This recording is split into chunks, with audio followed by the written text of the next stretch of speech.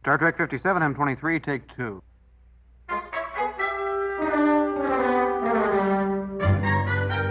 It's got Star Trek. Episode 97. Lower Decks, Season 2, Episode 8. Excretus. Old West Planet. As captain, you must survive a lawless frontier town in Earth's 19th century. But beware, for you are a wanted man. Yeah, I get it. Trapped in cowboy land. It's a Starfleet classic. Yeehaw! Just gotta find the saloon. What? I haven't even done anything creative. Oh, we have to ride the horses. Okay, seems kind of like a narrow parameter for a drill. Calm down. Horses love me. I'm a maverick. Help! Bad horse! No! So it's got some Star Trek. Yeah, we should. This is Lower Decks. This is as good a time as any to 97. begin the podcast. 97. It's 97. We're on. It's got Star Trek. It's got 97. Episode 97. episodes. It's got 97. We're almost at things episode that 100. If this was our last episode, we'd have a lot of episodes. Yeah, but we wouldn't have 100. We would have at least 100. 100. Yeah, 100. So, Someday we will get to 100 Someday episodes. we will get to 100 Yes, episodes. quite soon, in fact. But only if we do this episode. Yes, and we do gotta have to get through this episode. Do the episode. So, Have the okay. episode. Go. With that, we can move on to this week's coverage of what's, I think, one of my favorite episodes so far. I don't know. I really A lot of enjoyed wacky stuff I happens. enjoyed this episode. It wasn't a perfect episode. I have some story structure issues with it, but I got a lot of entertainment out of this The episode. title is funny because it's not really about the episode. It's just a punchline. It's a punchline. and it's fun. And the punchline. Excretus. That's the episode we're talking and about. it like the premise is the punchline, and the punchline is the premise because it's like that's what the episode is called. You're waiting for it to be incorporated in the episode, then it never is, and then it ends with that. And you're like, oh, okay, it had nothing to do with anything, and so it's like it set itself up like. And the punchline is not even. It's not even that they say the punchline in the episode. The punchline is it refers to a previous episode of TNG, I Borg. Yeah. It could be the funniest part of this episode, this whole Borg simulation. Yeah, the whole Borg signal. So, long story short, the Cerritos is currently waiting for it's kind of interesting. Captain Freeman refers to a Starfleet drill sergeant, but what the person who actually shows up is a consultant. And it's they're doing a study on your company or right, something. Starfleet hired a consultant to be like, you do some business team building or whatever, right? And they're super lame. They give you a whole like song and dance. I thought it was a very relatable storyline, probably for a lot of people. They all come apart all like impressively into 3 pieces. Well, and the alien race, the character was Shira something. It was Shari Yen Yem. They kept goofing on her name. Shari Yen Yem, and then Pandronian. Yeah, right. They come apart in 3 pieces. Who does the voice of that? It sounds like the person. Lennon Parham. Is that like the Sweetums person from Parks and Rec? No, it's not the Sweetums person, but I think she was in Parks and Rec. So Lennon. The character is Sherry Yen Yem, and then Mariner calls her Sherry Yingo Yango and Sherry Bing Bang. Yeah. It's kind of fucked up. Yeah, that's kind of fucked up. Making fun of her name and shit. Lennon Parham is another in a long line of comedy Bang Bang associated sort of people in that comedy sphere. A lot of overlap with Parks and Rec and other Michael Schur productions and things like that. Along with Paul F. Tompkins, of course, who plays Migliamoo. Unfortunately, we saw Migliamoo in this episode, but we didn't really get to experience Paul F. Tompkins. And this is, and they're, the alien is a Pandronian, which is a reference once again to the animated series. A TAS episode that I ended up watching because I vaguely remembered this type of alien, but I didn't remember the episode. I know I've seen it, but it's been a long time. It's season 2, episode 2. It's the episode called Bem. And interestingly enough, it's where one of these Pandronian characters is hanging out on the Enterprise, observing them. Causing trouble. And basically observing, they perceive themselves to be like a highfalutin race or species or whatever, and they're observing the Enterprise sort of to kind of figure out if humans are worth dealing with. In some ways, there's an overlap between these 2 stories, between the Lower Deck story and that story. But in that episode, they make good use of the whole splitting apart into three and the whole colony thing. In Lower Decks, there was the scene where they sort of discover Sherry Yen Yem Sherry is it Sherry Sherry Yen Yem. Well, when they discover that she's being treacherous, there's a part where she walks towards a table and her upper body splits and floats above the table, but her lower body walks around the table. And then they connect back up. I know, it was like, whoa, that was crazy. Why didn't walk under the table? Yeah, pretty tight. I don't think there was an under the table, actually. Or was there? That's a good question. I don't remember if there was an under the table. Or if it was just a thing. Are you doing Klingon? Don't worry, audience. We're gonna get through this. We'll get through this together. We're gonna hold hands. Yeah, we're gonna get through this together. Star Trek will be discussed. People like these mouth noises when they listen to podcasts. Traditionally, people and fans of podcasts love mouth noises and swallowing and coughing and all those types of. Those are the favorite things. The only thing they like better is when people are not addressing the topic that has been advertised. Oh shit! we got to see Winger Bingston Jr. He was talking to Jennifer, and he was all like, "I thought I was the triple threat." Oh yeah, they were like, I love Winger Bing. I think that he's probably an obnoxious piece of shit to actually deal with. Yeah, but I love. He's such a good performer. I think it was either Mariner or Tendi who, when they said I thought I was the triple threat, when one of them groaned, was like I'm trying to remember. Wasn't it just like Jennifer? Maybe it was Jennifer. Yeah, maybe it was neither. It reminded me of like Homer Simpson in earlier seasons, like season 4, season 5 of The Simpsons. Somehow there was one episode in particular I remember Homer groaning. Made by Matt Groening. Homer groaning. Like when Homer's like smarter, like earlier on. Well, there's Homer's like smarter. I think it's Homer. I think there's one part where he's just like, or something. I don't know. I'm giving so many details, but for some reason it reminded me of Homer Simpson when they went, It reminded you of a previous time a character groaned in a television program. But it's not just any groan. A specific, sort of the flavor of the groan. It's a groan flavor. So the purpose of this consultant is to come to the Cerritos, or at least the perceived purpose, the ostensible purpose, the advertised purpose, the purpose that we believe is the case at the beginning of the episode. Which we didn't talk about the teaser. I guess if you want to talk about it real quick. There's not much to talk about. Clever little joke. They're doing some work outside of the ship. Some kind of relay satellite. Yeah, and they get left behind, but they get rescued. Oh, it's the USS Bakersfield is caught in a time loop. Yeah. They keep getting these repeated distress calls. That was funny. Well, I don't get it. I don't get the joke. I get it. It's supposed to be a time loop thing, but I think they got it backwards. Wouldn't they keep receiving it if they were caught in the causality loop? If the Cerritos was in the causality loop, they would loop over the same time period over and over again, and they would hear a distress call from the Bakersfield. But if the Bakersfield was in the causality loop... It's all made up, so it could happen a number of different ways, but even within the internal logic, as long as you are allowing for the fact that somehow the Bakersfield is able to get their signal out separate from whatever their time trap is, because that's the one, like, honestly, if they were in a time loop, you'd think maybe there would be some difficulty with the I think causality loops are specifically where you have something, like, let's say something goes through a portal, right, and it comes out the other side like a foot, like, next to it. You know, you're in the same room as the entrance.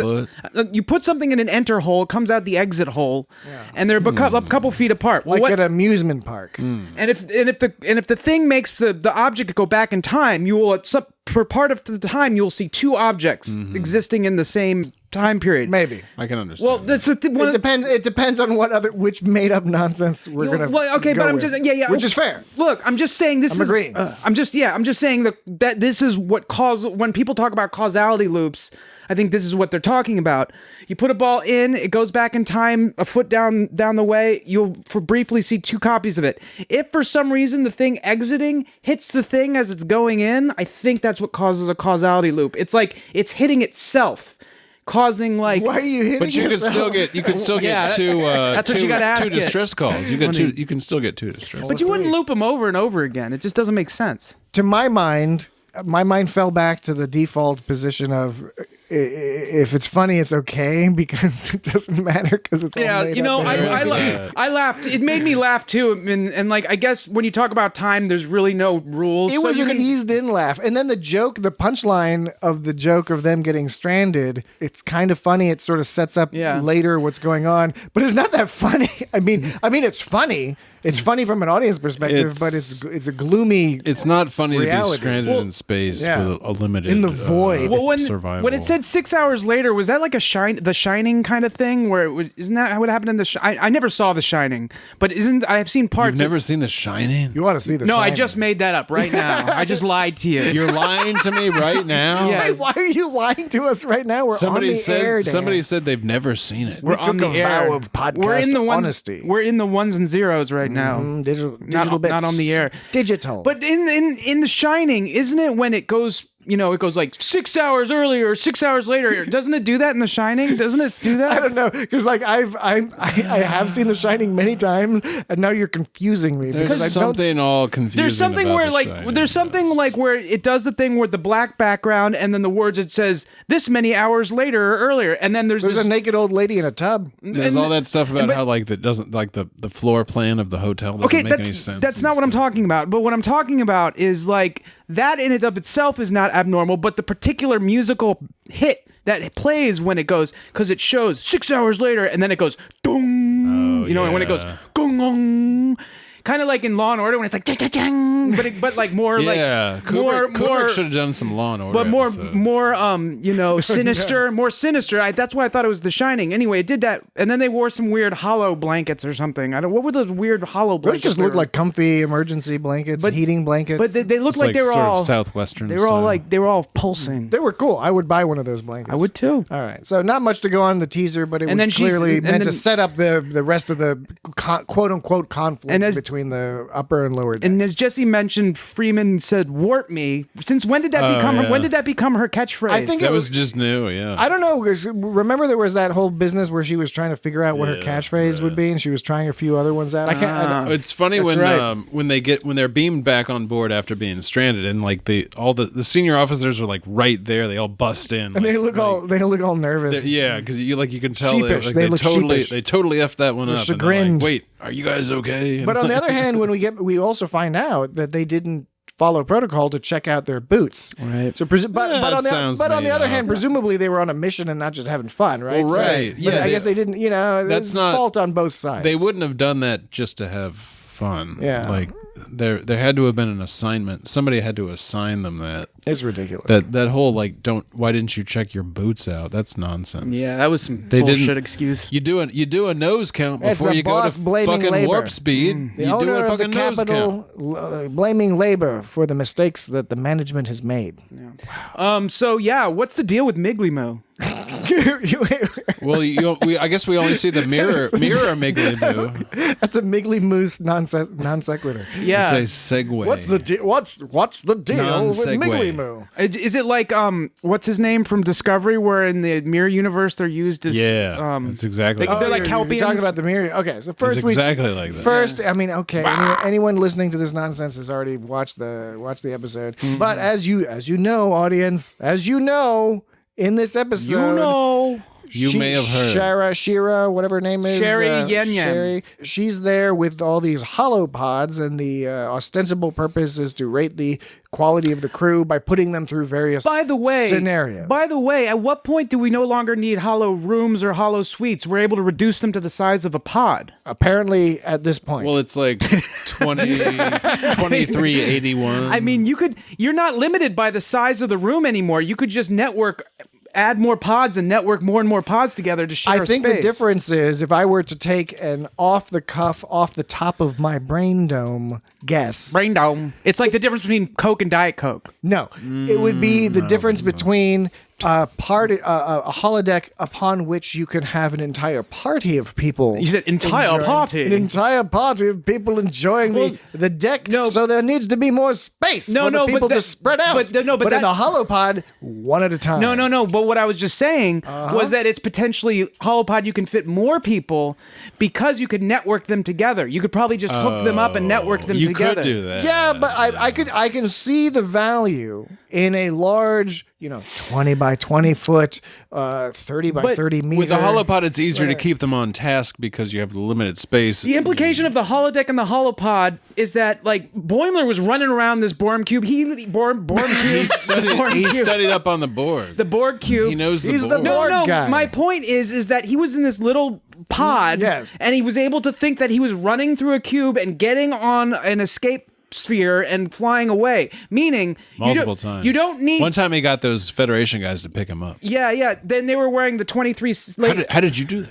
They were wearing the 2370. What is it? They were wearing the Nemesis gray universe. uniforms. Yeah, the 2370s to early 2380s uniforms.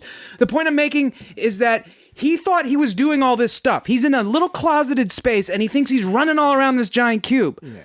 So why can't you also network people into your world and think they're just as present as if you were standing right next to them? You may be able to, but consider this. In a holodeck, what you are afforded the potential for, that the holopod seems to preclude, is that multiple real-life people can be occupying the same simulation. And as part of that, could be hugging each other, tongue-kissing each other, maybe having sex with each other in real life, but in the simulation. Whereas if each of them were in their own pod, Would it be you could network it together, but it wouldn't be the same deal as Barclay having sex with actual Deanna So Troi. you think there would be some creepy Uncanny Valley thing going on in the holopods? Yeah, I just don't see the point of in a holodeck two real people can interact, and it doesn't have to be sex. It could be a garden party. Yeah, it could be talking cocktails to each That other. thing on Discovery where they're just playing pool. You could just be playing pool. Well, but I know you kind of know what I'm saying is that I figured that since you're able to think you're running around a giant space, what are the limits on that? What's to say that you can't think you're having sex with a normal person as if you really were? I expect. Because it's all manipulating your brain buttons. I would ask our Mormon listeners to write in and let us know your opinion the about Mormons will know. Do we have any? I would presume so. Right we have on. a lot of listeners. Right so on. I presume some proportion of those are Good for Mormon. us. I hope we have Mormon, somebody. or if you are of any other sort of sexual tradition, similar to what I'm about to an describe. alternative sexual. What I'm tradition. suggesting is that you find that in certain groups of people who want to delay the onset of official intercourse, they have other things they do that in their mind they rationalize as not counting as full intercourse, but still gets them to where they need to be. So it's all in your mind anyway. So what I'm saying is that pod setup that you've described, two networked pods, may in fact be the ultimate solution to that issue of not having actual intercourse because of firmly held beliefs. But you could still have the simulation that's pretty darn awesome. However, if you are not of one of those beliefs, then you might want to go to the actual holodeck and have sex with the actual person and just have sex with them like on the beach or something. Because you're on a spaceship. And having sex on is just some like with lemonade. What are you going to do? Have sex in the hallway of the Enterprise E? That can't be comfortable. I mean maybe once or twice. I guess They don't have benches or anything. There's no benches in the hallway. I'm suggesting there are applications for the setup that you have described. But it's there are all also kind of invented by your mind, though. Yeah, but I'm defending your proposition that there would be utility in it, but I'm also arguing that there's utility in the standard holodeck, which allows for like 50 people can go to a cocktail party on the actual holodeck and interact with each other. My supposition was not just that there's utility in the networked one. What I was asserting was that the networked one is far superior to the spacer one. But you're saying that there's sort of feelings you get like, oh, I want to really know that I'm having sex for real, or I'm talking to my buddy for real, instead of going through a wire. I think it's contextual. The knowledge that you're going through a wire. I think it's contextual. It's the observing yourself going through a wire, knowing that you're going through a wire is going to change your interaction. I think it is. As Marshall McLuhan once said, the medium is the message. And as we have recently discovered, there's Zoom, and you can do a lot over Zoom. And in fact, there's some stuff that's way better over Zoom because you don't have to dress up your pants and all that other stuff. Yet, for many people, you don't have to wear pants. For many people, there is a preference for actually interacting with people in person. Now that is very noticeably different. Zoom in real life. I'm still asserting that pods and holodeck rooms, because you're pressing brain buttons as far as your brain knows, it's the same thing. No. But the point is that you're I guess in all cases you're pressing brain buttons. But I suspect that even in the 24th century, and Picard does something similar in First Contact when he touches the Phoenix. He touches that warp-capable ship that he'd only seen before in museum, where you're not allowed to touch it. He touches it, and he gives Data the little speech about how there's something for humans. There's something extra about like knowing you're touching the actual thing, right? And I think this would be similar. And in fact, you ask a very interesting philosophical question, because there is that old question about if you could be put in some pod where you're in a pod and in real life you're doing nothing, but there's a brain connection and for all your perceptions, you're living the best life that you could possibly live. When people are asked that, they usually don't want to go in the pod. They usually would rather live real life, even if it's not perfect, than live in the pod, when they would totally believe they're living real life and that it's perfect. But like you mean like Cypher eating that steak in the Matrix? Yeah. Right. Or the opposite. The opposite of well, he's unusual. He's the aberration. Yeah, he's the aberration because all the other motherfuckers he's hanging out with are like, no, we don't want to do that. We want to live in this crazy, technotronic, hip, crazy punk world. Technotronic. What a dumb move. Oh, dumb move. A place to stay. Get your booty on the floor tonight. Make my day. I like that song. Oh, yeah. So, the I Excretus episode. The structure is very straightforward. They're all dealing with basically the same thing. Boimler's a little bit separated off into his own thing, but it loops back into the original story. Yeah, they really just have one plot going. They've done this in the past. In the first season, they did this too, where more traditional Star Trek stories leading up, and then the last 2 or 3 episodes start kind of veering more towards unified, slightly like bigger concept episodes in some ways. And I think that's kind of what they've done here. What do you think makes the most sense? Should we just go through the various simulations to start? Yeah, totally. Well, there was a lot of simulations. A bunch. There was a whole bunch and they're all based on like either TOS or TNG. Yeah. Well, what the funny thing is there was all these names like, Naked Time and then and there was like Q to Q. There were some that were variations. Yeah, some of them were episode titles of previous Star Trek episodes, but some of them were variations. So there was like Tribble Troubles. Okay, so I was gonna say that Tribble Troubles was one of them. Now. Then and now. When will then be now? Just Soon.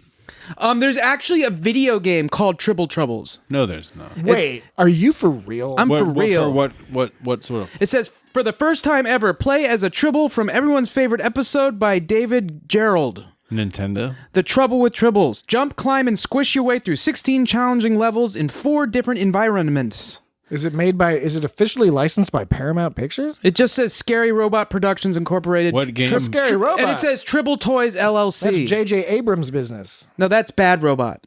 Oh, Scary Robot. You're right. I think Robot. It's probably just some indie developer. It says... Is it an 8-bit game? Is it a CGI game? Or is it EGA or VGA? It's not super that early. EGA. Its publisher is Tribble Games LLC, early 2021, so... Wait. Oh. That's a current game? I guess. I thought, I guess that, early, Jesus, just this year. That's this year. So they wouldn't have made based on that game then, would they? Because they can't make animated episodes that quickly. I don't think so. I don't think so either. I don't know how long the development process was. So is this just a coincidence that we have a video game called Tribble Troubles and one of the things... It's either a coincidence or a coinkydink. I couldn't tell you. Yeah, that's a good point. You make a good point. But then the other one was called Arjun did Tribble Infestation, and he was active at 68% when we last saw him. We don't know what a passing score was. It that's 70? A coinkydink. Yeah, we don't know because Dahe did extreme engineering, and she had a 50. What are you talking about? Her name he's talking about the list. There was the ranking list. Yeah, there was the ongoing leaderboard. Yeah, the Dahe Dahae. She did extreme engineering, and she got 59%, which is not bad compared to what other people got, but it's still failing. I assume Boimler got a 79, and that was a pass. I think his first one was a 79. Totally awesome, and then he kept being more awesome. Yeah. All right. So it was 60. Well, in high school, 63% was a failing grade, I think. Yeah. All right, how about let's go in order of the scenarios per character. Okay, so we got the mirror universe. The overnight scenario? So starting with Mariner, Mariner starts out in the mirror universe scenario. I love the costumes. I liked We got Miggly Moo screaming, which caught me off guard, and that was pretty cool. He's got like a blinder mask thing. My favorite bit of that whole thing was the conversation between Mirror Billups and Rutherford, where Mirror Billups says, "Nothing makes me hornier than torturing somebody. I'm horny all the time." All horny. And then Rutherford says, "And being horny always gets me in the mood to torture." Because we just saw that one where like we find out that like Billups is just celibate. Yeah, or asexual. Yeah. And then Billups responds to that, "Oh, you can lose a whole day to that cycle," which is a great punchline to the whole torture horniness. But yes, you're right. In the previous episode, we get strong evidence that Billups is not only celibate, but that he may in fact be asexual. And I think we get even further evidence here because Mirror Billups is super horny. He says, "I'm horny all the time."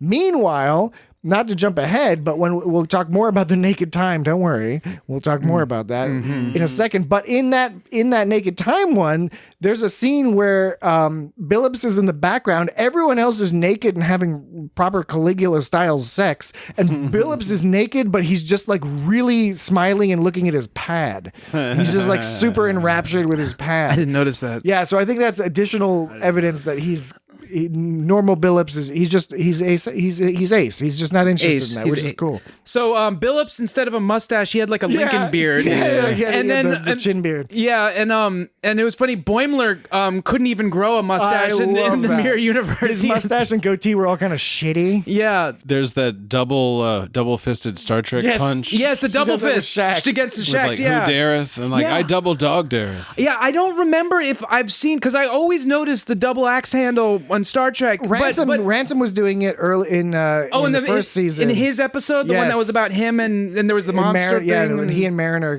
because of the whole crystal mix-up, crystal wood mix-up. Right. Now, the reason Mariner got in trouble is because she did something with the right hand, and I guess we find out she's left-handed, or there's problems. But we've gotten evidence before that she's left-handed. Yeah, but you have to look. You have to see. And she does a lot of like stuff a with pod that. person. Like where Springfield is. He in does The howl like a hot. He's like. Like a pod person from that movie. Oh yeah, he does. So now, is that canon in the mirror universe? You are also opposite-handed and footed and eyeballed and stuff. Maybe, I don't know. It could be. We don't know. It doesn't matter. And hornied. You have beard. You're opposite horned. You're opposite horned. You have opposite horns. Yeah. Well, it's a short scenario. But it was a fun one. Of course, she got zapped. She got caught out because of the whole using her left hand instead of her right hand business. The next scenario she's in was the Old West. The Old West world. The Western world.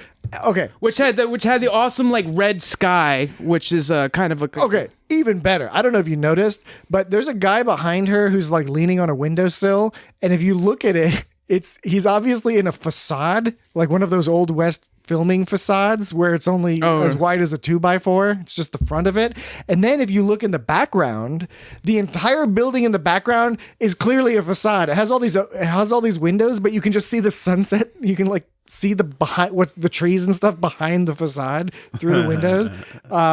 Mimicking that cheap TOS style, old school late 60s, early 70s style of filming things on a set where you just throw up the front of a building. Yeah. So, yeah, that was the Old West planet. Or Disney World. If you ever go to Disney World, it's just all fronts of buildings. She got a 22%. She got stomped on by a horse. Yeah, stomped to death by a horse. And that horse stomps the shit out of her. It fucking like it's not even like hiding it. Like it's on top of her face, stomping the fuck out of her. And she took riding lessons, and it turns out like that was the one of the things that wasn't rigged. One of the tests that wasn't rigged. It's somewhat of a meta joke as well, because my understanding is that Tawny Newsome, of course, who voices Mariner, was in her youth quite a skilled horse rider. Oh, cool. So she has that skill in real life. So I think this is one of those little meta jokes about the actors that they push in there. Those were the two. Was there another Mariner one? I think the Naked Time was the last one. Oh, the Naked Time. And it's Naked Time. It's going to get a lot of attention for this episode, and rightly so, because the Naked Time is a joke about, okay, so you have the Naked Time and then you have the Naked Now. You know, you have these two episodes. So there's a TOS and a TNG. Yeah, so TOS did it originally. And on the TOS version of this story, there was a little bit more on the violence side than on the sex side. There was still a little sex stuff, but that's the one where everyone on the crew is kind of going nuts. The TNG one is where like Yar has sex with Data. TNG is the more sexy and the one. TNG fully functional. Because it was the 1980s, everyone was on cocaine, and they were like, let's have a lady have sex with we want a blonde lady to have sex with a robot. And it was Someone's gonna bang this guy. It was kind of an odd choice because here you have this new show, and on the second episode, the whole crew like starts going fuck crazy. Well, part of it was that they were initially. There are a few of those early episodes of TNG that are essentially rewrites of TOS scripts. It was kind of like, let's build the world by doing some of these things. It was kind of somewhat peculiar because on the one hand, Roddenberry had this almost this pretty hardcore rule about not relying on TOS, in that he really wanted to minimize going to, that's why he didn't have the Andorians and Tellarites and things like that. He didn't. There's not even a lot of Vulcans to start out with on TNG, right? Because he really wanted to separate TNG from TOS. Yet on the other hand, he also did a few things like recycling a few of the scripts and storylines. Several. Yeah, to make, they did their own thing. Obviously, they went, like we said, they went in a more sexy direction. This Lower Decks episode goes even further. It's sort of parroting how far in the sexy way they went, where she walks into the mess hall and everyone's just fucking effing and jeffing and fucking and sucking. Wait, there was one insane. part where when she goes, keep your hands to yourself. Hey, that's an anus. That's an anus. Was that supposed to be like, that's an order? Like, was she supposed to say, hey, keep your hands to yourself? That's an order. But instead she said, it's not clear what she's referring to. Instead she goes, keep your hands to yourself. Hey, that's an anus. I think she just observed an anus. It sounded like that's an order. And you know how I feel about that's an order. I know how you feel about that's an order, and but I think that might be biasing your brain out. I think it would work in that scenario. I think it is sufficient to, and I think in fact works better to consider the fact that Mariner merely observed an anus, and in a particularly, but she started. You just don't know whose anus. Evocative way. But the joke would be is that she starts with a command: keep your hands to yourselves. That's a command. I get it. And instead of saying that's an order, she says, "Hey, that's an anus." Not much of a joke. No, that's a joke because you can declare it a joke. I'm just. Are we going to have this discussion? Because that's a total joke. Because instead it's a play on the words. It's a play on the words. Because you're starting with a command. I don't think it's close enough. The comedian of the future. It's like if I said, "Hey, you go up those ladders and leave me to die so you live," and the person's no, and the person's like no, and then I go, that's an order. And so this is like, instead you said that's an anus, because first you said keep your hands to yourself, everyone's naked. Hey, that's an anus. I'm not saying it's a good. I'm not saying it's a good joke. It's just a connection. If it is a joke, it falls into the category of either a very weak joke or an incredibly sophisticated joke. I cannot make a determination. Hot saucerman. We'll leave it to the audience out there, so a worldwide audience who comes from all different perspectives, and you can let us know at feedback@itsgotstartrek.com. Was it an anus, or was it an order? So I'm going to not finish what my statement here. I'm going to begin it, and I think you know where it's going to go. Wait! You're going to begin a statement that you haven't started, or okay? Have you already provided us with the end? I don't know. It's some kind of causality loop going on, or something peculiar. I'm already lost. So it's strange that in one sense that Mariner's weirded out by the nudity because they're all naked in the sonic shower. But I guess the difference is the scenario in which it was in. Yeah. And in the sonic shower, they're not all effing and jeffing. Yeah, and the climax of it was, of course, the climax of that situation, the most explicit. She saw Boimler's janks. Boimler's like spread. He's sitting on the bar with Jet right behind him, just flexing his muscles. And it's like his shit is spread. By the way, that's the part where you see Billups in the background looking at his pad. That's one of the main views of him doing that. Okay, so and that's the only time where she's like actually like, oh no. Yeah, that's even so. If people thought that Gumatu stroking his horn was explicit. I don't know. Did the internet have anything to say about the Boimler one? Because that was just no holds barred. Yeah, it really was. That was like we don't give a fuck. We're gonna show that was fucking weird, man. Yeah, it was. Because at the minimum there was, in addition to peeing, there was also taint. probably It was a Yes, bunch of- it was a bunch probably of anus taint. as There well. was a ton, there was definitely anus and taint. But it's possible minimal or no anus and taint and balls and penis. But in all Boimler's likelihood, like in shape, dude. I in see him in all shape. Yeah, likelihood, he's not some bad. anus. Yeah. Do you notice that Stevens was dominating Stevens. Ransom, which is funny I because don't know where Stevens. you ended, I begin. Because Stevens normally like worships Ransom, and now he's dominating Ransom. And so. but he's also loving it. And course. Ransom, a lot of the people who enjoy domination, my understanding, are those folks that have high pressure, high powerful level jobs, and they enjoy the domination in part because they want an opportunity to be brought down a peg in a sense. Yeah, totally. There's, of course, And pegging may be Shax- involved. The Shax thing. With all his scars and scratches. It's like, it's Dr. naked Tahana. time. Oh yeah, when Mariner and sees the him. cat's involved. And When Mariner sees him later. later on, and he's all like naked. stretching. And then she sees him She's like, naked. It "Oh, reminded me of stop." Flanders Yeah. going like, nothing at all. Nothing at all. Stupid sexy Nothing at all. Flanders. And of course, you had Jennifer and what's her name? Is that Barnes? Yeah, Barnes. Jennifer and Barnes making out. Yeah. And Mariner's like, oh. it threw Mariner off because we knew Mariner has already previously said that she found Barnes very attractive. And Yeah. we know that We know Mariner's a Mariner's little- expressed little- bisexual yeah. tendencies, and Jennifer we know that Mariner has a beef with. So I mean, I don't know. I thought it was the perfect selection of characters to have them doing some Totally. bizarre naked time stuff. But you don't see, there was only, You don't see Freeman. you don't see Rutherford or Tendy. No. You only see You got to Boimler. keep them innocent from a writer's Yeah, right. perspective. So they you want to had- keep them innocent. Right, so there were some rules they Yeah. put on themselves. Like, it's interesting. I was thinking about the relationship of Billups versus Stevens because at the beginning of the series, I was confused as It's to easy which. to conflate them together. Right, I was confused as I didn't know which was which, and after the first episode, I was which was, and of course, you figure it out eventually. One would hope, but it seems like lately they've been going more in the direction of getting to know more about Billups, and Stevens is still kind of on the sideline. You see that he has personality and tendencies, but you don't really get to learn the real Stevens. This guy's got tendencies. What is it that Stevens actually does? Okay, so What here's does the deal. Stevens You may do? not be the biggest kid out there, but you got tendency. We is that a Bad News Bears reference? No, I don't think anyone ever says tendency in Bad News Bears. Does anybody ever do a Bad News Bears reference? Well, Yeah. they should. They should. They should. The original, totally should. the original old school one. The Okay, original one's kind of fucked up. it is really. It's a really fucked up movie. Yeah. All right.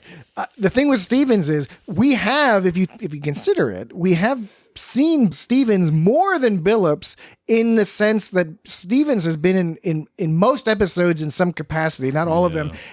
But he's scenery. Exactly, he's but scenery. yeah. Whereas like Fletcher was scenery. For yes. A while. Whereas Billups, we haven't seen that much of, but when we have seen him, we're seeing a lot more of him. Yeah. Right? There's a lot more You dialogue get when stuff. he's involved. Yeah. So he's a little bit more sporadic. Good but to see when- his backstory. yeah, when we see him, we're learning more about him, which is pretty cool.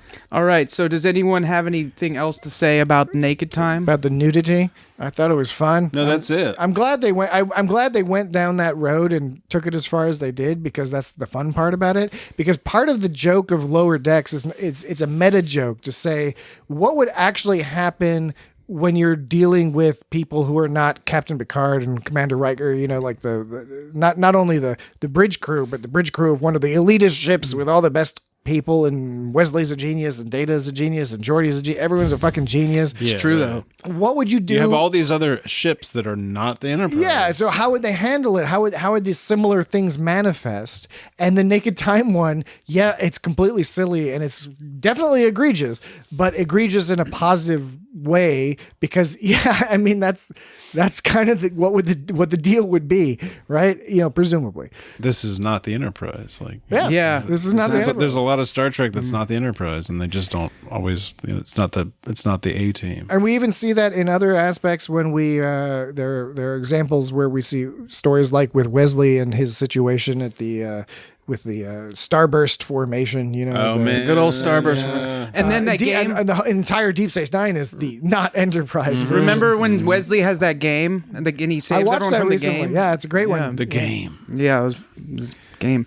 Well, I guess so. That was kind of in order because we just did Mariners, but the actually after the first one, they interchanged them because then there's Tendi. Well, Tendi was the second one after the Mirror Universe, and the Tendi one was interesting. So she got a 24. It was medical ethics, and she got a 24%. He was picking up a peanut. And so everything about this, he threw out his bag. It was short, but it was hilarious. Yeah, so it's funny because Riker would have gotten points deducted for arguing with Worf over, because it was that episode, you know, and Riker would have lost points, and everyone knows that Riker is totally perfect, according to Lower Decks. According to Lower Decks. According to Boimler, anyway. Well, yeah, Riker and the other crew, the red shirts. Yeah, he's the contemporary hero. Yeah, so Kirk and Picard, etc. They're the old school heroes. So that's like doing his gig. Hindsight is 2020 real indication that this is rigged, because fucking Riker would have gotten points deducted for him.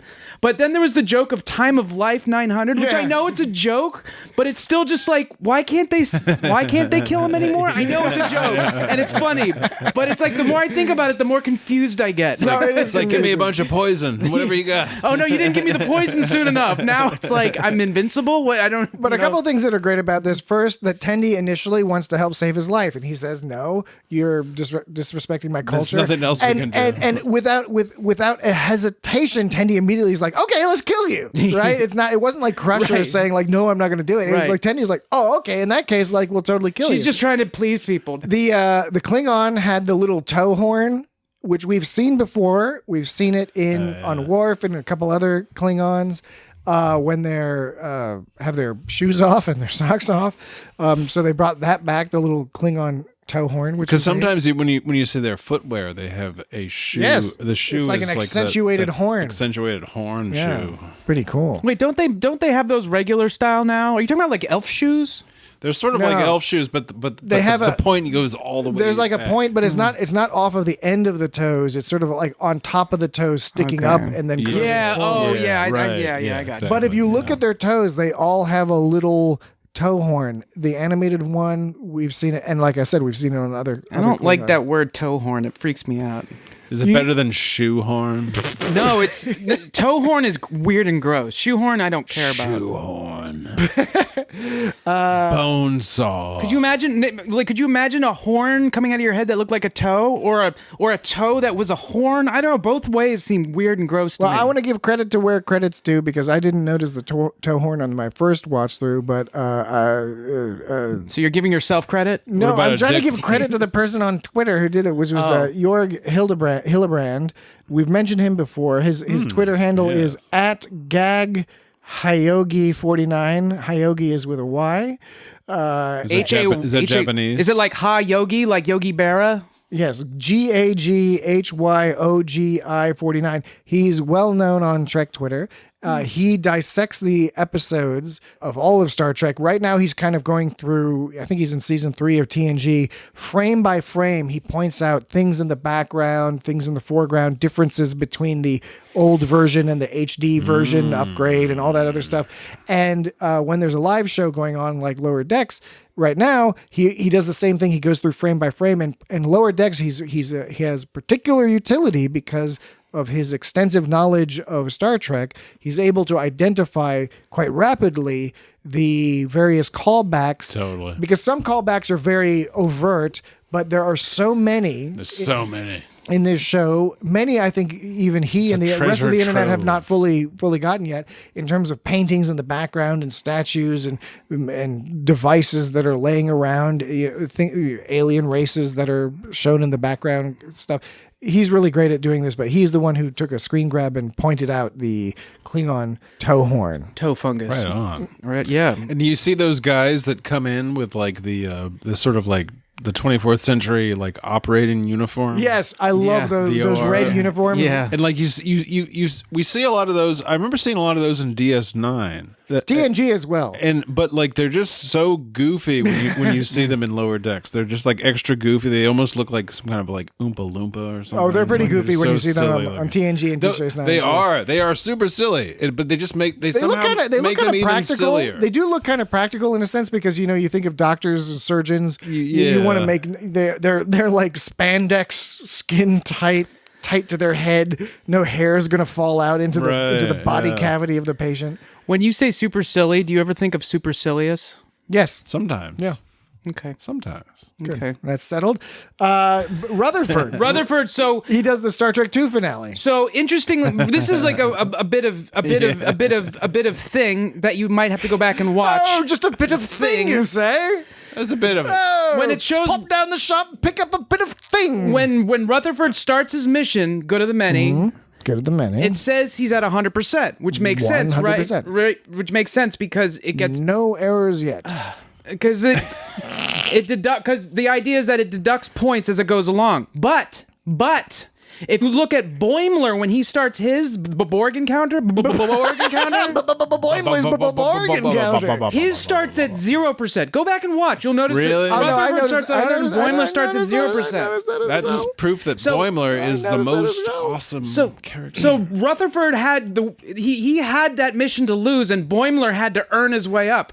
But the Rutherford thing was funny because on the one hand, it was really great to have that scene recreated, and they did such a loving job of recreating it. But it's not real. Isn't that like Scotty's nephew or something? No, it's actually Spock in Star Trek 2 that ends up going in there. That's the Spock thing. It's where Spock does his whole death scene. It is very evocative, right? But he can't even get in the door because of the hot handle. He doesn't have any gloves. So this is why it's not really fair to make him do that mission, because he has it easy theoretically, because he doesn't have to do anything. The challenge is that he has to sacrifice his life, which of course he's not going to, because it's a holodeck, and he knows, going back to what we were talking about, pods versus holodeck, what we know versus what we're entering. Pods versus holodeck, ancient He knows he's not going to actually die, so it's super easy mission. All you have to do is do it, and then it's supercilious. Yeah, supercilious. And then Ensign is all talking back, and it's like, this should be a lot of use. Yeah, right, yeah. And he says it, and the guy says it shouldn't be that hard, but I mean, he doesn't have gloves on, and well, the gloves would add unneeded friction, so it wouldn't be as hard then. But maybe, I don't know. I mean. I was making a joke. You know what's funny is like the you didn't get it. You tried to take it all seriously. I got it. The thing that Boimler did didn't seem to be rigged at all, except for the fact that you actually get assimilated. So here's the deal. Right? What are you even talking about? Okay, we can move. Boimler's test. Yeah, I thought we were still talking about Rutherford. I think. Is there anything else to say about Rutherford? It was the slightest of the I was bunch. moving on. I think we move on to the Boimler the fact that you could see that you could obviously see where a lot of these things were rigged. But Boimler, like, I got you. He's like, I read literally everything about the Borg, and he's totally kicking ass. He is kicking ass. I think this shows how ass kicking he is, because we have to presume it was rigged against him. Yet he keeps getting through. He still keeps kicking it, and even the first time he gets a passing score. But like, he actually got assimilated. Well, he only got assimilated at the end when he was tired. Okay, so this is a great. I mean, it's a great portion of this tale. Well, so all the Boimler stuff is great. Right. So, going into it, he's basically freaking out the whole time as if the holodeck program had its safety parameters turned off or protocols or whatever. Like, that's how he was behaving. That's how it was. I think that's how it was rigged. He was taking it seriously as a test. Well, but Jesse's saying you think the safety safety protocols. There was something funny about that one. There was something funny about it. He was not reacting as if he was about to die. He was reacting as if he was about to fail. Well, he was being the hyper nerdy person who has to do the best because he wants to be the best Starfleet officer ever. It was reminding me of like playing one of those video games where it's like, you know, you have to earn 5 stars. It was exactly like a video game because you had to keep playing it. You had to keep playing it and get every optional. Maintaining. He had to get every optional objective, and he was obsessive about it. He was extremely obsessive. Well, because it all. Part of why I really like this is a lot of the other stories were fun, they were jokey, they were related to the character, you know, Tandy and certainly Mariner and especially Rutherford. They were personalized and associated with the character and the characterizations that we're familiar with.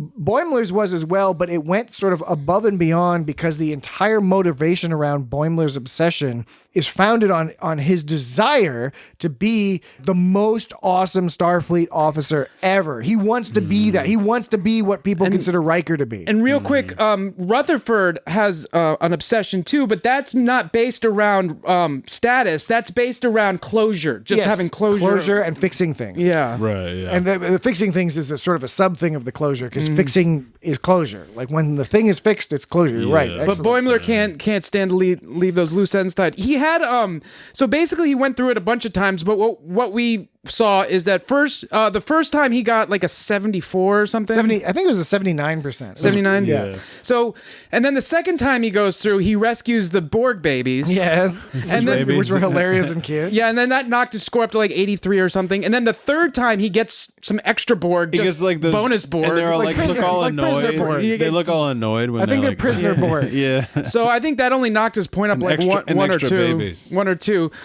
But then later on, when we go back to him later, he was able to call Starfleet for some reason. And I think they implied they're like, we don't even know how you managed that. How did you do that? It's like just go. And they show up in a runabout. They're like in a Deep Space Nine style runabout. It's like something you'd never think of and isn't probably possible, but for some reason was programmed into it. Like he got a score for doing something that he shouldn't have been able to do. Yes. Despite it being rigged against him. Yeah, because it didn't seem like, why would he even need, once he gets in the escape pod, that should be all he needs. Why does he need to call up Starfleet, I guess? And for what reason? I think it's useful to point out. And they were the he had ones, more people with him. It was useful. Those were wearing the Nemesis uniform. I think it's useful to point out that Boimler is doing quote unquote creative things. Mariner tried to do quote unquote creative things. Right. However, her creative things were contrary to protocol. Boimler's creative things were all about how can I get more points in the context of Starfleet So protocol. he knew how to play the game. Saving lives, taking prisoners, developing a unique communications strategy. So and that goes with the character of Boimler, who always plays the game, and Mariner specifically does not. She rejects the game. She goes outside the game in order to win. And that's just general... wants to win according to the rules. And that's their general sort of attitude towards Starfleet in general. So all of this made sense to me that he would keep repeating the same test. It made sense to me that he would be good at it. It also is an evolution, a continued evolution of his character, where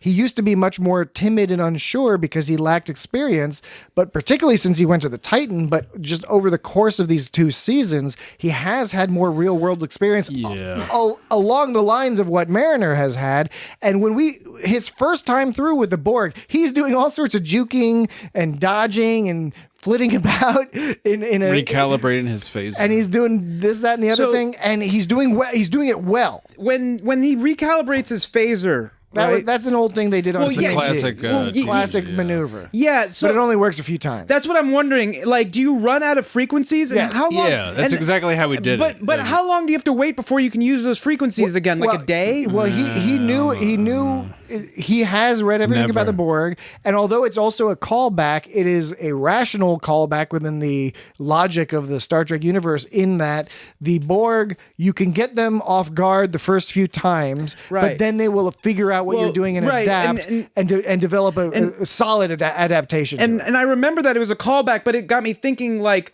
if you can't simply just keep rotating frequencies, when can you go back to like reusing the old frequencies again? Because eventually you're just going to use up all the frequencies up, and the Borg, you'll never be able to get them. That's a question for the Borg Queen. It depends on the cube. Is that like it's on a cube by cube basis? Cube by cube basis. It's like apartments and cockroaches, like those cockroaches that live deep in the pipes of your apartment that you can't kill because it's a colony of invincible cockroaches.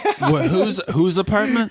So apparently his old apartment. Well, like old apartments that have cockroaches. You mean your old apartment? Your old apartment. Well, I didn't actually choose to be in that apartment. That's another story altogether. No, we're not judging. But that's how those apartment cockroaches work. Yeah. They deep in the system. You can't. They're invincible cockroaches. They're in there. That's like the Borg. They've been in there for since the atomic age. So presumably, I guess the Borg just use up all the frequencies and can protect against everything, or maybe they forget about them after a while. But you said it's a cube by cube basis. So what do you do what do you do if the cube absorbs all the frequencies and then the cube is invincible? Then you're fucked. You're fucked. They come right to Earth. Of course, he's resetting the program every time, and it's simulating an old adventure. Right? Well, it's a simulation. So even I'm just talking about real Borg. It's a simulation that actually simulates the Borg. Like he actually got assimilated. Simulated. I'm similar. I've been assimilated.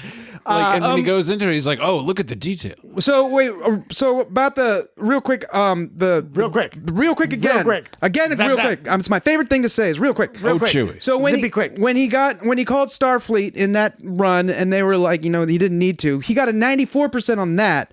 Then finally, he beat the Borg Queen at chess, and he taught her empathy, which she later assimilated. No, it's great. She assimilates the Borg assimilate empathy. But that's when they got 100%. Was he beat her at chess and taught her empathy? Yes, and assimilated it in that the implication being that it would then spread throughout the hive collective. But then his score goes down like to 99%, like that one. And he starts freaking out. Him, yeah. Well, and there's first it's important. Don't forget, not only did we get to see the Borg Queen, but she was played by Alice Krieg, who played the Borg Queen in First Contact. Right, yeah.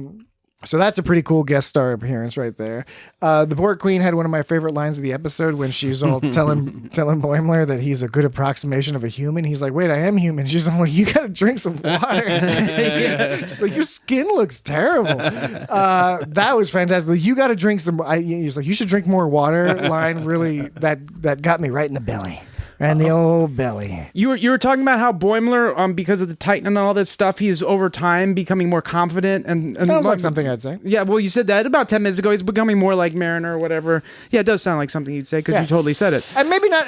Not that he's becoming more like Mariner, but that he's gaining experience. Yes. And in his own way, he's applying that experience in meaningful ways. In this case, it's a test, of course, but he's doing all that stuff. He's doing all that hopping and hollering and hooting and blipping and blopping. If you look at Effin and Jeffin. If you look at the conference or pre test meeting they had where she was all pumping everyone up and everyone's getting all hyped, they showed all these names and all these different missions, right? And if you look at the pictures, you wonder when these pictures are taken. But there's Castro, Dahe, Mariner, Sherayan, Bingston Jr., Stevens, Boimler, Volus, Rutherford, Manhaver, Tendi, and Ross.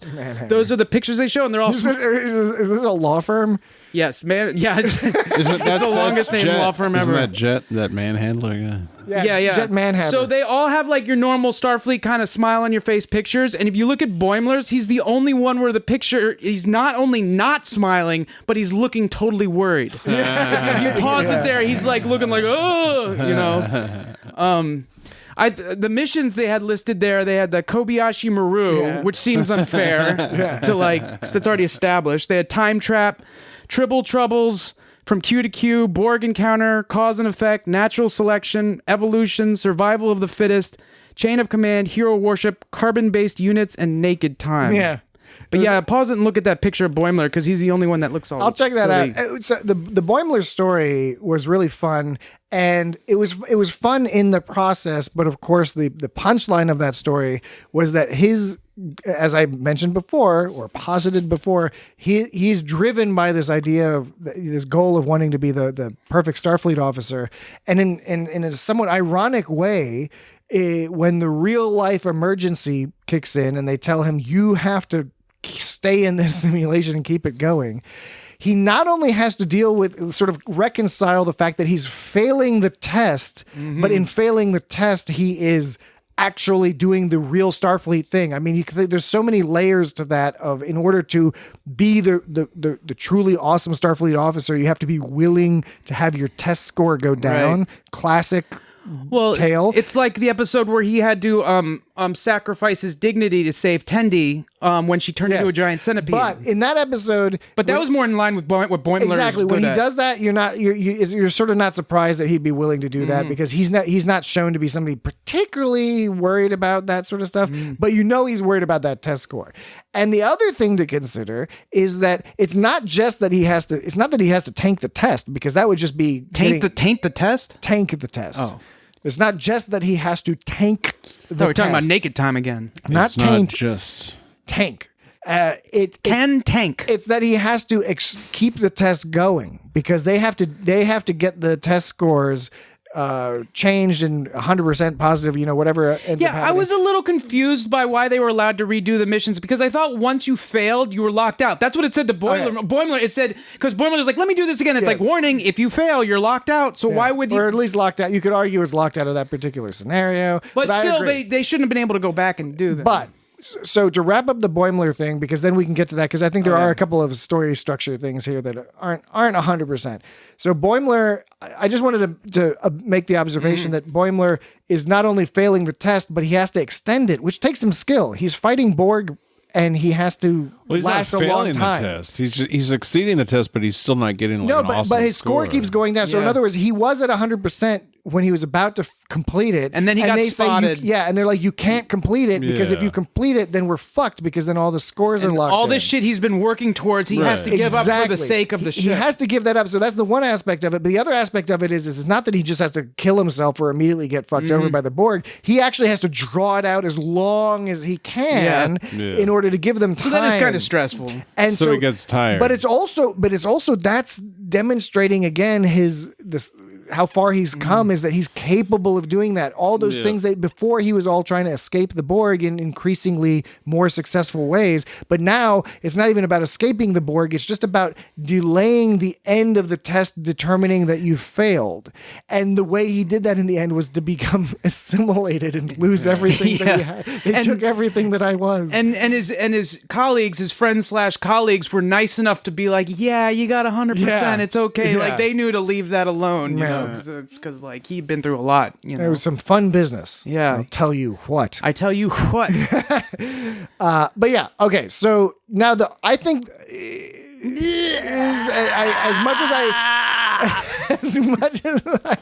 as much as I really enjoyed this episode, I do think that the conclusion of the episode was I don't know, haphazard, or it was just a little odd to be like, okay, we're gonna blackmail Sherry by threatening her by putting the ship in danger. Yeah, but, they like, did. The ship's kind of not actually in danger. But She's all like rattling around in three pieces, all like they go to the rolling around the black bridge. hole. that and- black hole part reminded me. There's a Disney movie in 1979 called The Black Hole. Yeah, and it it's reminded me of that a little but bit. they do. I was going to say the same special effects that are used in the black hole. A revised version of those are used in Star Trek: The Motion Picture. When Star Trek: The Motion Picture itself has this bizarre moment where the Enterprise is starting up its new warp engines, and they go into a wormhole, and they all like have the weird, multi-phasic, whatever you want to call it, special effect. And that was another thing. That was the Disney black hole and the motion picture, I think, were the callbacks for this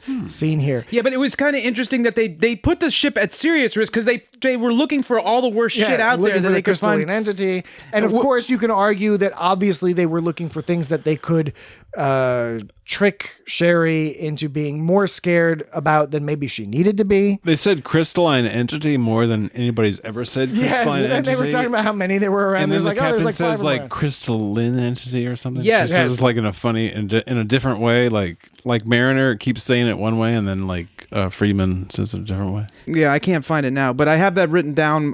Who says crystal? Because I think one person just says crystalline, and then the captain says crystalline, and then Tendi says crystalline, but Mariner is saying crystalline. yeah, and of course I can't find it, so fuck me, right?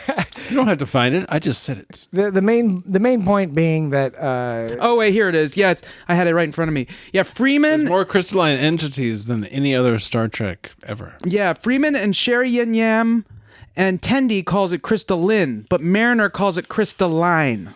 Oh, crystalline, you are my kind. Oh, crystalline. It's like sensors versus sensors, or inertial dampeners. Yeah, but I mean, this is one of the cases where Inertial I can't think of all the case. Sensor is probably the most common case of where they pronounce it differently. Yeah. Or like how, like in Star Wars, Lando Calrissian says Han. He doesn't say Oh, Han. he says, yeah, right. Han. So the missions they went on, they found a Tetrion wormhole, chronoton radiation stream, a loner crystalline entity, a crystalline entity consuming a rogue planet, and a couple of crystalline entities getting freaky, which is kind of weird.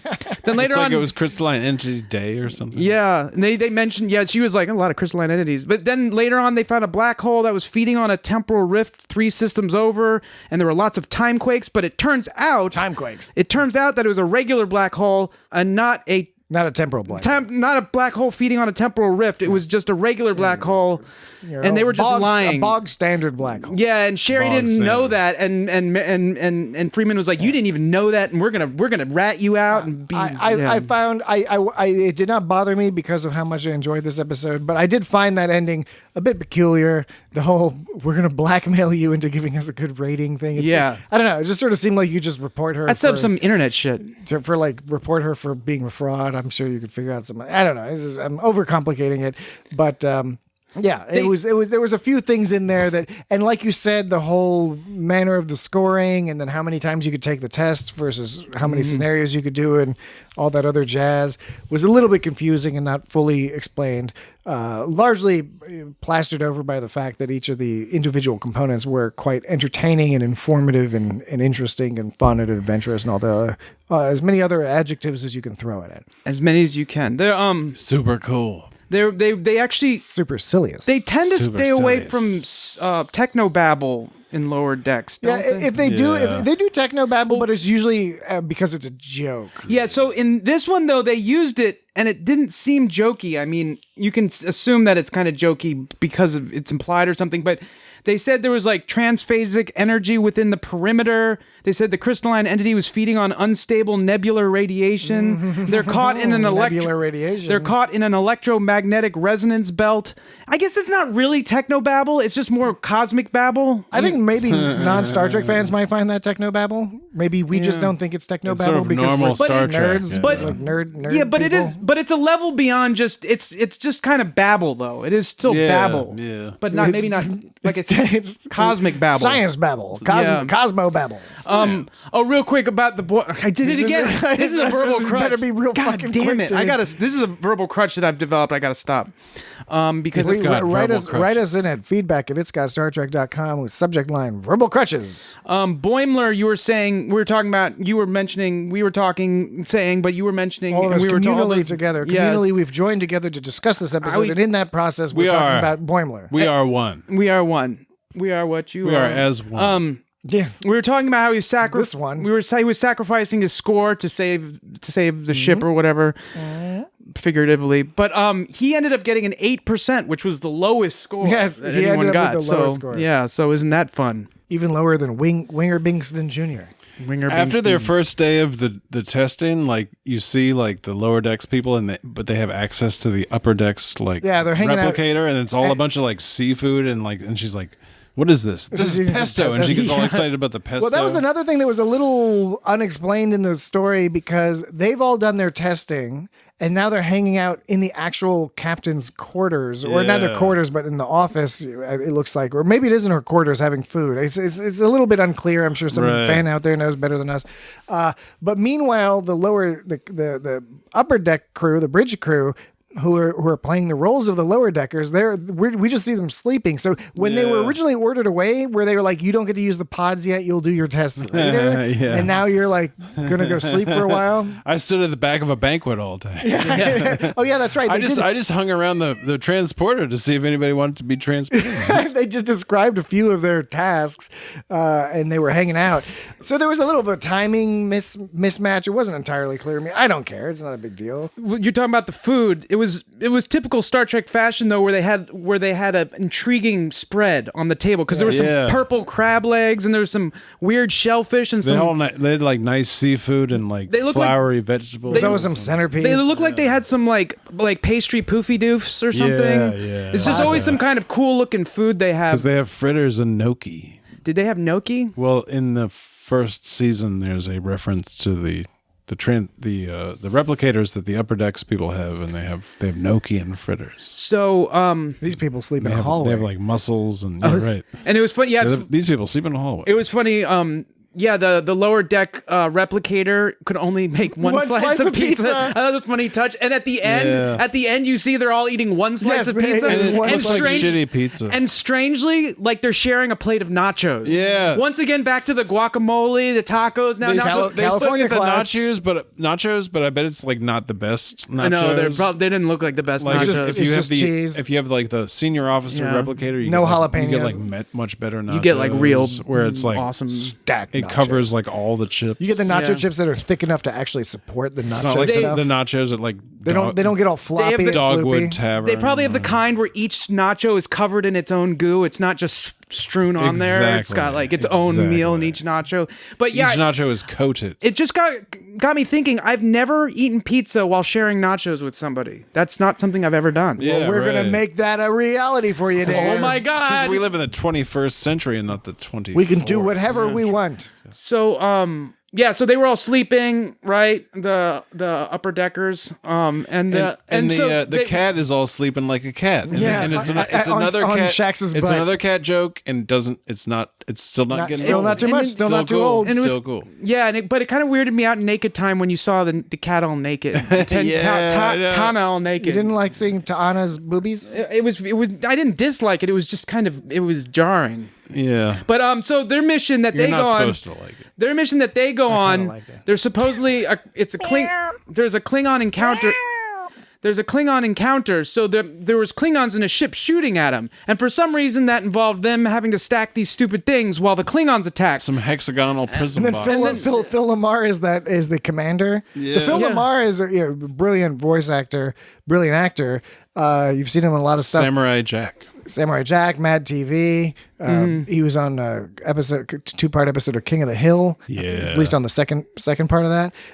He normally plays Admiral Freeman. I think he's done a few other voices, but he's just great as this commander who keeps coming back and opening the door and asking them questions and making it seem like it's so interesting what's going on out there, and they just can't help. Like That's the lesson they're learning. That's the lesson they're learning. So there's a Klingon encounter, and then he comes to tell them that Q happens to show up. Is there Q? He's like, have you seen any Q run through here? Oh, and by the way, the Jem'Hadar are here. And then they fail the mission because the ship gets blasted by the Klingons in those stupid octagonal, or they were hexagonal or octagonal boxes. Shax is like, why do they want us to stack these? Why are they shaped like this? Yeah, I can't remember if there's 6 or 8 sides, but yeah, it fell. They're hexagonal boxes. They're hexagonal. So, yeah. But through really no fault of their own, the boxes fall over because if you get blasted by a Klingon ship, some shit's gonna get fucked up, and then they fail the mission. So, but of course we know it was all rigged. Why didn't they make them octagon? My favorite part of the Q joke is he's like, "Did you see any Q come through here?" It's like that doesn't. Like, why would a Q be just running around in the cargo? Yeah, I know. Like, Q don't need to do that. There's a Q on the loose. Did you see any Q come? Q on the loose. Like, that's not how Qs work. It's brilliant.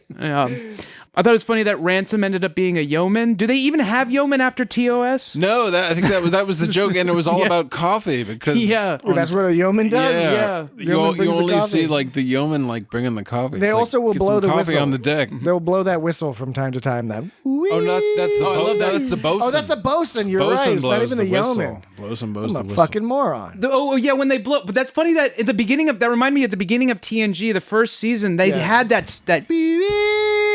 They got rid of it. They use it during Star Trek 2 and Spock's funeral. Yeah, you see it on you see it a few other movies. times. Yeah. So when they went on that mission where they were supposed to steal the ship so they could save, I love that. That's the save Star Trek Spock from the mission. Genesis planet. Yeah, escape from the Excelsior. So you can see it as Mariner and Freeman fucking it up because they argued, but really that was Freeman's fault because Mariner sent Freeman to the brig, which she should have followed orders. She should have followed orders. Now, Mariner may have been out of line, just like might have been overboard. But at the time during something like that, if captains you get can be overboard sometimes. Yeah, from time to time. And if Freeman and if Mariner could be punished later by someone or whatever, but at that point in time, Freeman is not supposed to argue with that order. So that was entirely Freeman's fault. That the only disappointing part about that scene. It didn't matter because it was so funny that they just crashed into the door. Yeah. They didn't even have a score for that. Yeah, so like we didn't get to see the Excelsior and the captain of the Excelsior chasing her and all that other jazz. But it was okay because it was okay. They didn't even get to like Christopher Lloyd and they didn't deal with any of that business. But anyway, so any other things about the main episode, or should we go ahead and move along home to some odds and ends, the bits and pieces, the excretus that we pick up from here? Lobster mac and cheese with the breaded top. Oh, yeah. This episode made me hungry and horny. He talked about that in the first season. Yeah. That was a callback to first season. I love how like restaurant style they get with their food. Yeah. Like when they start talking about food, they start talking like even down. I still am obsessed with the fact that they had a taco salad with the taco shell. I know I mentioned that last week, but I was just like awesome. It's like they took Star Trek's affinity for good food and just ran away with it and did something and made it. Yeah, the lobster mac and cheese with the breaded top. I like that one of the Borg babies. Borg baby. One of the Borg babies were great in general. We haven't really seen seen them much since I think the very first episode where the Borg were introduced in Q Who is where we first saw Borg babies. Later, there are definitely references to the maturation chambers on Voyager with related to 7 of 9. These are babies that they've captured and assimilated, right? Presumably, or maybe they make some babies. The thing is they don't go into great detail about whether any of that goes on in terms of making new Borg, which you might think maybe it would. Maybe they would promote some sort of mating in order to produce more, because assimilation is one way, but you can always make new Borg. You can make new Borg. But I think part of why they brought it in there was that it was something that has not been thoroughly discussed. It was, of course, hilarious to see Boimler acquiring more and more Borg babies and strapping them to and then just Borg people. But at one point, when he's got a whole bunch of Borg babies, one of them is drooling, but it's just drooling like this glowing green slime, which I thought was an amusing little gag. I didn't notice that. I should just go see that. I didn't notice the green. You can load it up on Paramount Plus. You can. Or in other countries on Amazon or on Netflix. Or however you might acquire this television program. When they gave those, what do you call them? They're not, cliche is not really the right word for it, but when Mariner goes, it's not worth the pesto. What do you call those kinds of things? And then Freeman goes, guess the carpet's always grayer on the other side of the ship. That was great. I forget what's the name of that when you say grass is always greener? It's like an aphorism? Whatever. Something like that. But so it's funny that, not worth the pesto. It's the carpet's always gray on the other side of the ship. That was, for me, another great line in this episode. It's like it's a very TNG oriented joke. Yeah, and when you think of like grayer, you don't think of something more exciting and awesome. Right? Yeah. But it is like it's like it does look nicer over there. It's less worn, less beige. It's like underachieving or something. It's like newer and more sterile. When they found out that Sherry Yen Yem was planning badness, plotting when she was plotting. She was the typical business consultant. She started doing like an evil laugh, and like she kept doing that evil laugh like all abruptly, and like she just like did a whole lot of evil laugh. I like how everybody was just kind of like, "What?" They walk in and they're like, "We figured you out." And she's like, "You did?" Yeah, right. Yeah, right. So I actually thought it was going to be more dire than it ended up being. One of the best jokes of this plot, I think, is that initially the audience thinks, "Okay, I'm ahead of the crew here. We can tell that this is meant to be teamwork," and we see Mariner and Freeman come to that conclusion, and we're like, what took you so long to get to that conclusion? But then, of course, there's this extra twist that, no, it's not about teamwork. It's actually your typical consultant story where the consultant's only self-interested and doesn't mind fucking over the lives of people in order to keep making consultant money. Right. Yeah. And then, she actually, she not only like did that to keep making her money, she didn't just do her job. She went above and beyond and created, it's like the fireman, arsonist. The place, the store where I worked one time had like some kind of consultant come in and do a study, and she was all like, "This place like seems to succeed in spite of itself." That's the kind of place you want to work there. It's totally probably. It's not a place you want to work. So ever. So when they found out what her deal was, and when they were all mad, what's your deal? When they were all mad, and Mariner and Freeman like confronted her, Mariner was pissed. Like she had a really fiery, pissed look on her face, and Freeman was all just like squinty and calculating. She like you could tell that Freeman was annoyed too, but she was more like she's a captain. She was more collected about it. She was more like, how am I gonna get her? How am I gonna fuck her over? What strategy? And Mariner was just like, fuck you. Yeah. So excellent observation. It does show the different where the characters are in their lives. They're similar in a lot of ways, but Captain Freeman similar. Similitude. Charles Trip Tucker III. Some people say similar. Yeah, I know. But it's weird. Yep. Freeman, despite not being an elite Starfleet captain, and she has a chip on her shoulder and other things like that, she nevertheless is a qualified captain. As we've talked about before, this show is not about incompetent people. These are all competent Starfleet officers.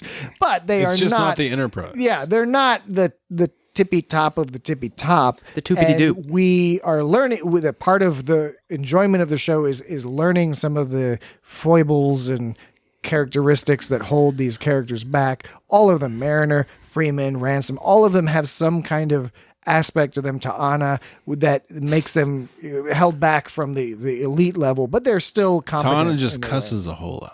Yeah, she does. Scratches. So I wanted to go over the 2 leaderboards that we saw at different points in the episodes. A few of these might be repeats, but I'm just going to list them. All right. So for the first leaderboard, we see, where it shows their scores and stuff. Oh, yes. Yeah. So Boimler shows Borg encounter. At that point, he had 98%. Bingston Jr. had escaped the... Winger Bingston Jr. Yeah, it just said Bingston Jr. It's just the last name. It was funny to see just Bingston Jr. Yeah, it was weird. But he did escape the void. I didn't see you there. And he had a 33%. Rutherford had the good of the many. He had a 24%. Mariner had naked time, which was also 24%. And Manhaver had tribble troubles, which was 32%. Mariner also... he had the tribble one. Mariner also did the mirror universe encounter, but they failed. It didn't show us the percent. It just said she failed. Mariner also did the Old West planet, and it got 22%. It was interesting in that one. It said Mariner is a wanted man. That's what it was. Like they were talking about a wanted man specifically, which was weird that they said wanted man in the context of the 60s. Yeah, maybe source of those. Because shows. Where no man has gone before, where no one has gone before. Well, the Wild West stuff is isn't that more of a TNG? No, they did it on TNG, but they did it about. Did they do a Wild West? They did it at least TOS? once on TOS, but I think there was a couple times where they took advantage of the Western sets.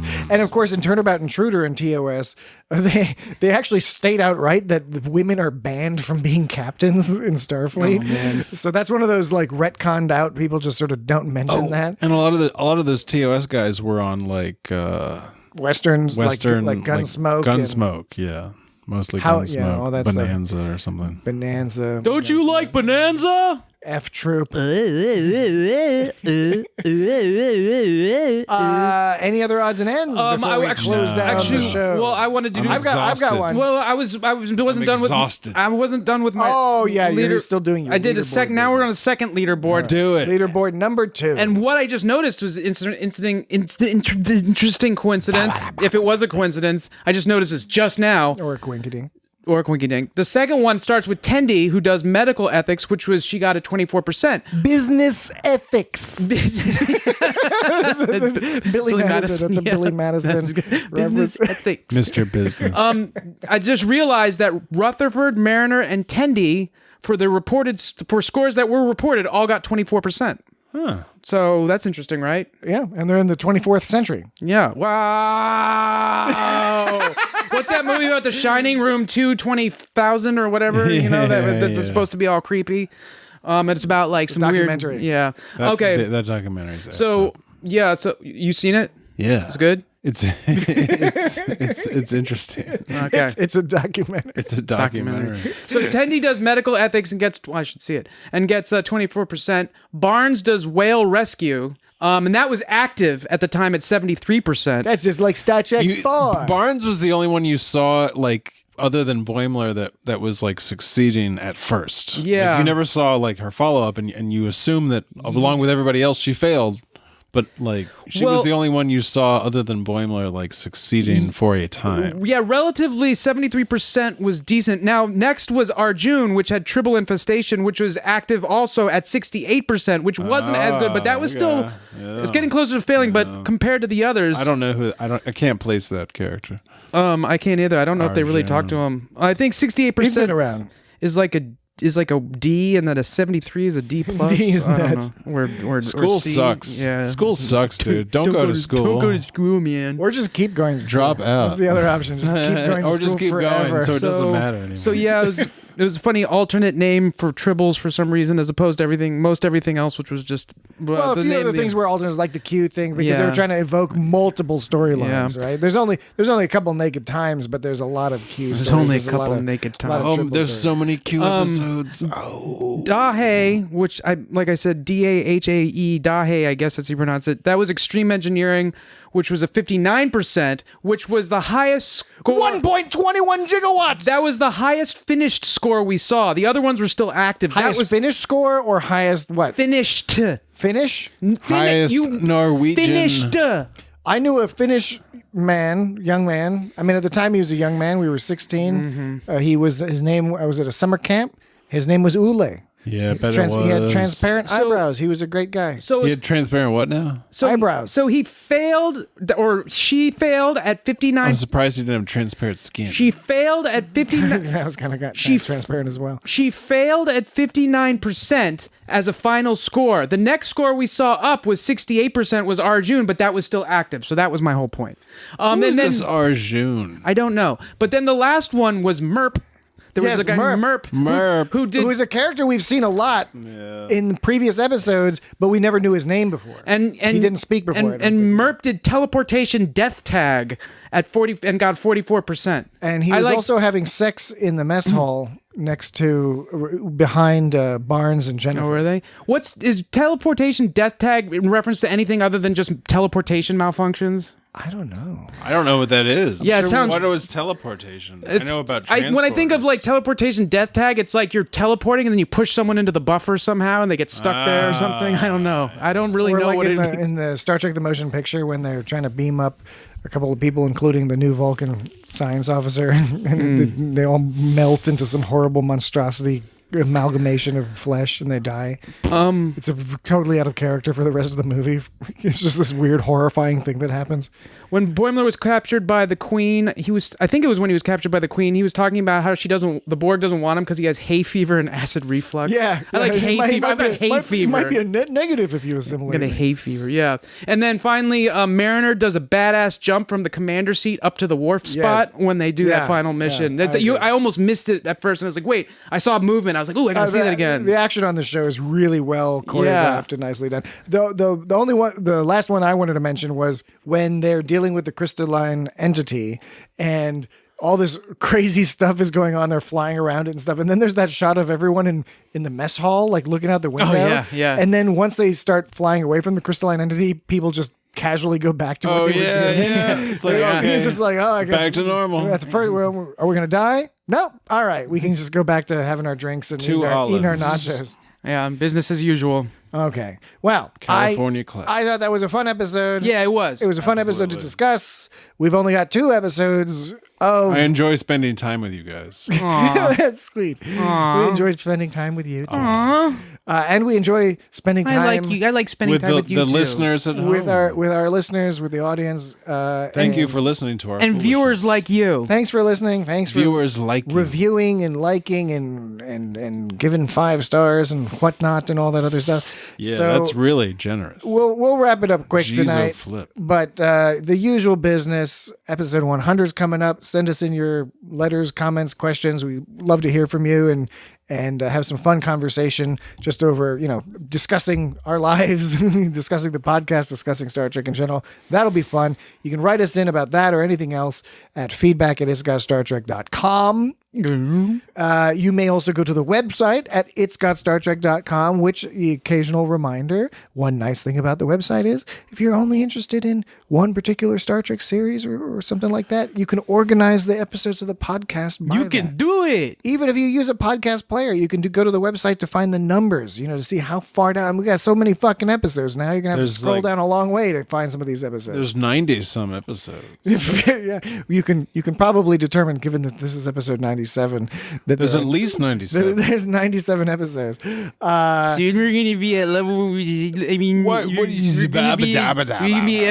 be level 100. What about that one? We definitely want to hear from you on social media, Twitter, Instagram, Facebook, whatever suits your fancy. Whatever blows your dress up. Or all of them.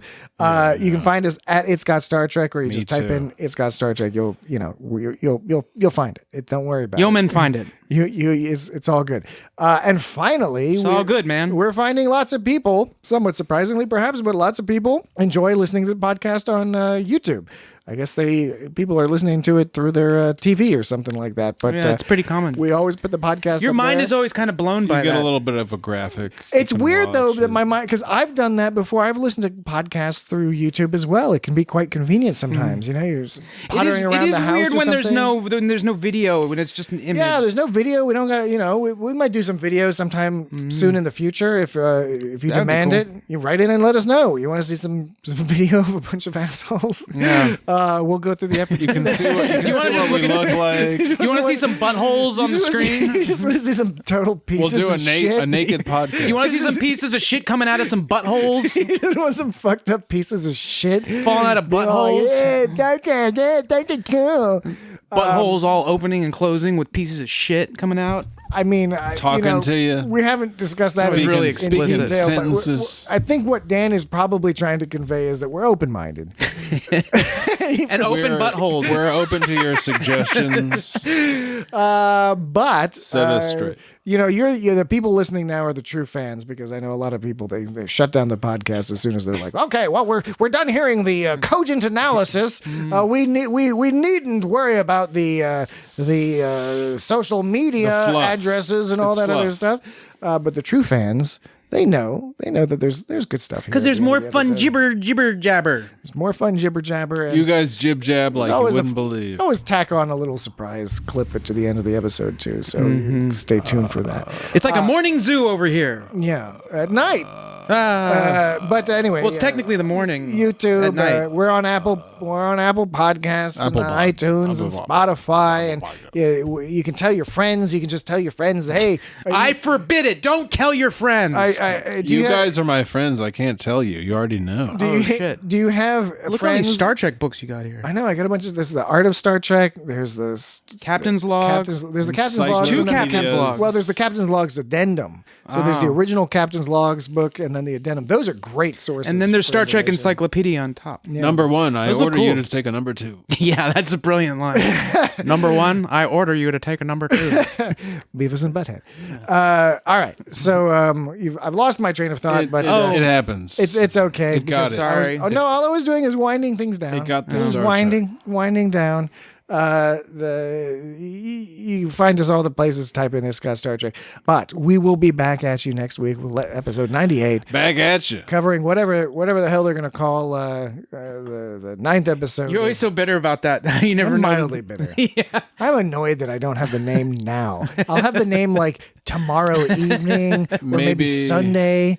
It's a pain, and it's not like they put it on their website. You always find it out through some third party. Somebody tweets something and was like, "Oh, by the way, the next episode is going to be called like Blarg and Narg," and you're like, "Okay, can I trust that? Can I start putting that in the podcast advertisements that we're going to be talking about episode 209 Blarg and Narg?" I feel like I'm really getting a window into your mind and psyche. Very on this frustrating. I search that. I'm always like refreshing the Wikipedia page and the Google page. I'm like, "Oh, what's that next one?" There's so much to be learned about you from that small statement. I'm always refreshing the Wikipedia page. It's really aggravating because I'm waiting to post the podcast. And I'm like, no, do we know it? Do we know it? Or is our podcast description going to say, we'll be back at you next week with episode 9? Mm-hmm. It's just unsatisfying to say episode 9. It's making us look bad. Yeah, it is. Because if somebody listens to this on like a fucking Tuesday, I don't know why they would. They might think we're fucking slackers, but we're not. It comes out Saturday, late afternoon, early evening. Why didn't you listen US to East it on Coast Sunday? time? Hey, look, listening to it at midnight. Hey, look, if your package is late at the office, you can still get in trouble for that, even though it's not your fault. Exactly. Anyway, okay, so we'll discuss more Star Trek, actual Star Trek. Yeah. Next week with Lower Decks. Write us in for the 100th episode, and otherwise, you know the deal. We'll see. We'll talk to you later. Hell yeah. Hell yeah. Oh, nothing makes me hornier than torturing someone. I'm horny all the time. And being horny always gets me in the mood to torture. Oh, and you can lose a whole day to that cycle.